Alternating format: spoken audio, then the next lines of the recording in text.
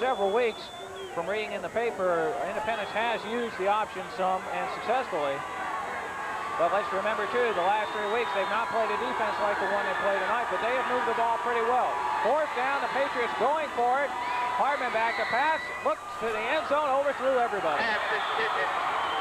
He had some pressure coming, and time was running out. He had to put the ball up. Donald Morris is the man he tried to go to. Anthony James, 23, was on coverage, but the pass was thrown deep. Nobody was going to catch that one. And so it's Harding's football. The defense dodges the bullet. And you know, the old axiom says to have a championship team, you've got to first have a great defense that can stop opponents and help keep you in the game. Secondly, you have to have a strong running game. Those two elements make championship teams, and this Harding Rams team has very strong cases in both those departments. Misdirection, Sean Moore gets the call, and he gets it out to about the 29. A pickup on the play of about 7 yards. It will be second down and around 3. That's the small running back we talked about. Very small, can get behind those big linemen. He's hard to see. Key to the play is faking the Byers up the middle. Reason being they want to draw the Independence defensive line of linebackers to the middle of the field. When they fake the handoff to Byers, then they feel that'll open up the outside to Moore, which he quite often does. Long passing is short and intercepted by the Patriots. That ball might have been deflected at the line of scrimmage. Number 1 comes up with the interception. That's Dean Brakefield. Brakefield was the man that got beat for a touchdown by Hart earlier in the ball game.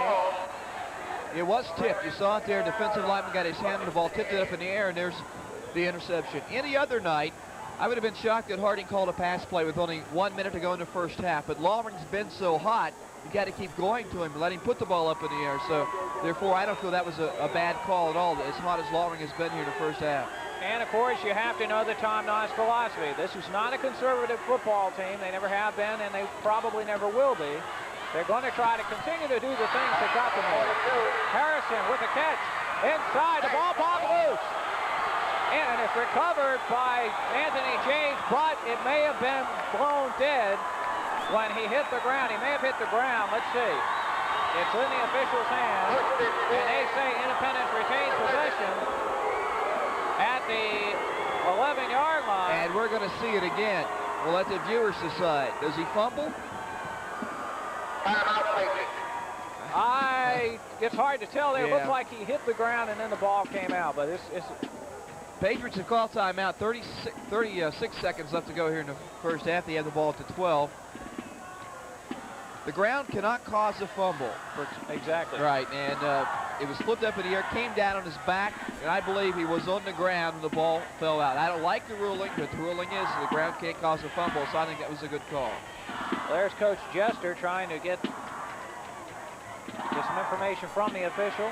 And before I'm accused of being a Harding Ram fan, I didn't mean to say I didn't like the call from the Harding Rams point of view. I just think in football, when you fall on the ground once in a while and the ball pops out, it should be a fumble. I disagree with the rule in general, not because it's against Harding. I'm not up here rooting for anyone. Only Garinger, right? Well, it's kind of late to root for Garinger. Unfortunately, the season over. And I'm not a graduate of Garinger. Jeff is. So I was throwing it in for him. Well, maybe next year things will go better for the football program there at my old alma mater. Certainly hopeful of that. And I'm sure their soon-to-be third-year coach, Ken Lawrence, is going to hope for a turnaround. They look good, the games we did. Garinger is playing. Unfortunately, didn't win any of them, but you can tell they have some talent. Back this football game, Independence has called another timeout. 2 consecutive timeouts, and why not? This could decide probably get them back in the football game. If they don't capitalize here, they're going to go down at halftime, down by 2 touchdowns. It's 14-0 now. You hardly ever get in Harding Ram territory. Rams committed a rare turnover, so the Patriots have to make them pay for it. If they get in here for 6 or 7 points, they're right back in the football game. And in fact, this is the second turnover by the Rams that have helped to set up good field position for Independence. The Patriots, as you said, they've got to come up with some kind of a score. As you see the Harding sideline there and Coach Tom Noss, they must come up with some kind of a score before you go in the locker room. There's a tremendous psychological advantage to going in with points on the scoreboard as opposed to having a goose egg up there. Hartman's gone to the end zone a couple times. One time he was picked off earlier in the game on a post pattern. We'll see what he comes up with here. A total tonight of 198 yards passing, 138 for Ed Lawring.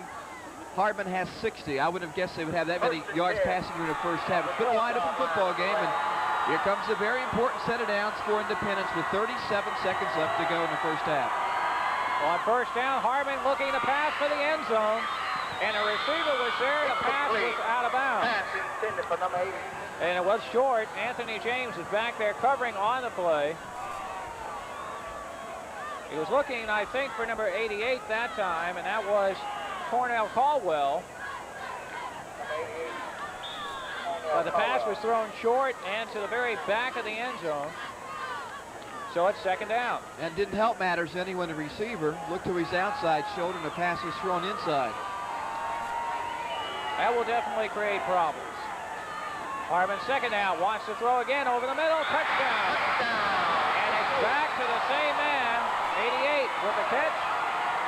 Cornell Caldwell with the first Independence touchdown, and that was just a good, quick play by Independence. Watch again. Super pass, super route, quick post pattern, got inside the defensive back, and there's a touchdown. They had that play earlier when they had the ball down in his territory before. Same defensive back was in coverage, gave the receiver the inside, and the receiver let the ball slip through his hands. This time, Anthony James paid for it. Number 3 to attempt the extra point. It is no good. The kick is wide by Steve Henderson. So, with 28 seconds to play in the first half, the Harding Rams have their lead cut in half. They lead 14-6 over the Independence Patriots. And you know, since Independence has gone on the ball the last couple of drives and starting throwing, they have been picking on defensive back number 23, James. And James is not a starting defensive back for the Harding Rams. He's in there replacing someone else, and they have had a great deal of success going to his side. You'll see that a lot. When an offense thinks there's a weaker link in the defensive backfield, they'll go to that one area time and time and time again. And they've had mixed results with James, but that time he let the receiver get inside of him on a post pattern. Nothing he could do about it. The pass was thrown perfectly, and Independence is back in it. Boy, that extra point might loom large later in the football game. A short kick. Better get on it. Yeah, took a swivel bounce. Harding falls on the football. Nash, I believe, Sam Nash. He's the man that downed it at the 24, so first down and 10. The Harding Rams at that point, 27 seconds on the clock. And the last time you had the ball, just under a minute to play. We tried the pass down the middle. It's tipped, intercepted, and the Patriots got points on the scoreboard. So this time, do we try that again? No, you won't see a pass. Or are we simply going to fall on it? You won't see a pass here. Well, they go misdirection to Sean Moore. And Moore out to about the 38. Good run by Moore. First down with 7 seconds showing on the clock. That is more the kind of play that you expect to see the Harding Rams try. Let's don't put the ball up in the air and risk a possible interception. We've got a lot of ground weapons, and we don't have to score again. We're up by 8.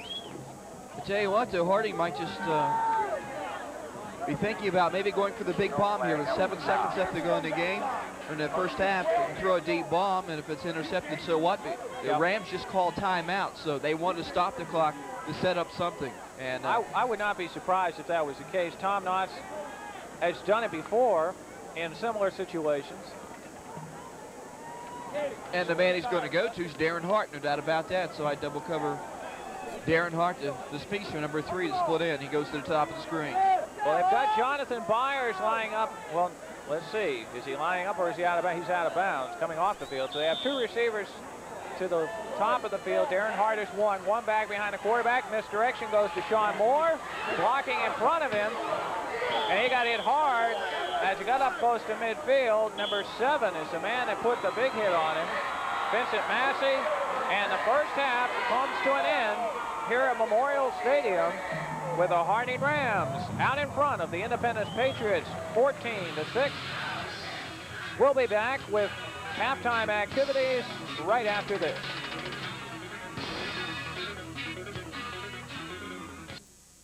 Game featured a scoreless first quarter, but the second quarter featured 20 points. First of all, a typical Harding drive. They drove 80 yards in 13 plays, ate up 5 minutes and 10 seconds of the clock, and they gave them the big lead, or the first lead of the game. Jonathan Byers ran from 3 yards out. So that's something we were accustomed to seeing Harding doing all year, was a long drive that eats up a lot of time.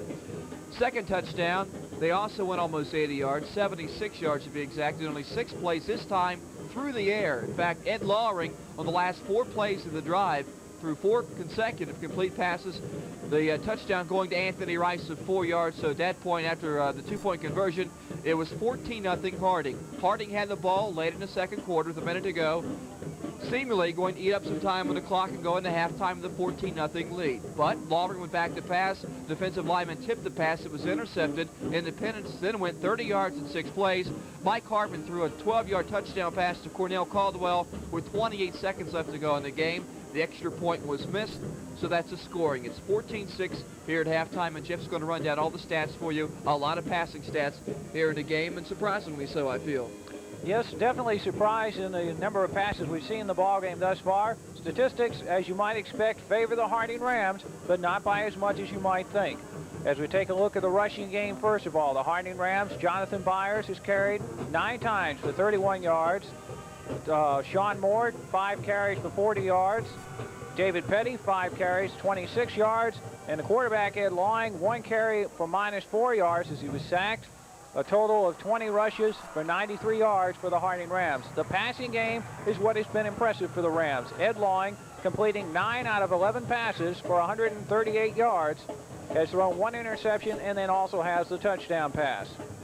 For the Independence Patriots on the ground, Greer, 2 carries for 17 yards. Harrison has been the workhorse, but only has 12 yards on 6 carries. You remember early in the game, he lost yardage on his first several carries. Hardman, the quarterback, 3 rushes, 1 yard. That's all he could get, contained well by the Harding defense. And Pettis, 1 for no yardage, so 12 carries, 30 yards, all that Independence could muster on the ground. The passing game, Hardman connecting 6 out of 14 for 72 yards, 1 interception, and also a touchdown for him, as you saw towards the end of the half. So some passing success. As you look at total offenses, 102 yards for Independence versus 231 for the Harding Rams. And there has been passing success, Randy, for both teams tonight. And we sort of had to feel coming in that it might be a more of a run-oriented type game. Certainly a lot more passing than anybody would have thought. Yeah, I thought Independence would have to pass well to win. I didn't think Harding would have to. I figured they would have an outstanding ground game with Byers and Petty and mixing it up with some runs with Sean Moore. They've had that, but they've had Ed Lawring. Lawring has been the story of this football game. I've never seen Lawring play this well, but I haven't seen him pass so often. You have, Byers running, but right now they have a lot of play action, faking the Byers, and are opening up a lot of room in the secondary, and Lawring's been on top of things here in the first half. Well, the coaches and the football teams are just now coming out of the locker room. Some halftime adjustments have been made, so let's see what kind of a second half we'll have. We'll be back with second half action right after this. Good evening, everyone. Welcome back to Memorial Stadium, tonight's hometown Cable 3 high school game of the week. Jeff Harlow along with Randy Lee, and we're at halftime of the first round of the state 4A playoffs between the Harding Rams and the Independence Patriots. And at halftime, we've got a 14-6 score in favor of the Harding Rams. But it's been a game, very close football game, to some degree a bit surprising. I think a lot of people expected the Harding Rams, who are 10-0 coming into tonight's game, to come in and physically dominate Independence. But the Patriots have played a tough football game. We've had a turnover on each side that's helped to set up the scoring. So it's been a super football game, and we're waiting to see what kind of second half we'll have. Harding all season long, they've been a super football team all 4 quarters, but especially in the second half because they're so strong. And Jonathan Byers runs, keeps running and churning those legs. And by the 4th quarter, the defenders seem to get a little worn down, and he's still chugging along. So Harding's a good second half football team.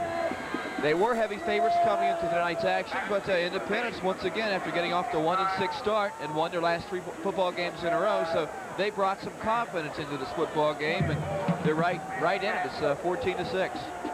And so now the key is to see if the Patriots can put together the same kind of play in the second half that they did in the first half,